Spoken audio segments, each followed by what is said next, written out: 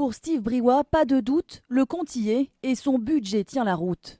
En baissant la taxe d'habitation de 10%, 517 000 € ne rentreront pas dans les caisses de sa commune.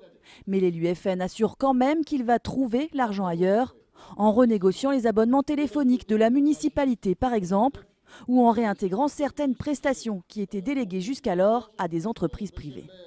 Ça peut être la tonte des pelouses, ça peut être l'élagage, ça peut être l'entretien de l'éclairage public. Tout cela, nous avons les hommes pour le faire, nous avons les compétences pour le faire, nous avons le matériel pour le faire. Et bien justement, faisons-le. Mais la fin de l'externalisation à Hénin-Beaumont, c'est un leurre pour ce conseiller de l'opposition. Cette ville a 75 hectares par exemple d'espace vert et que le potentiel employé ne pourra pas à lui seul mettre en état tous les espaces verts de la ville. Et à la section locale du Parti communiste, on craint que les économies ne viennent d'ailleurs. La première mesure qu'ils ont prise, c'est de chasser la Ligue des droits de l'homme du local qu'elle occupait. Et donc, est-ce qu'ils ne vont pas fermer des services publics? Est-ce qu'ils ne vont pas s'attaquer à d'autres associations que la Ligue des droits de l'homme?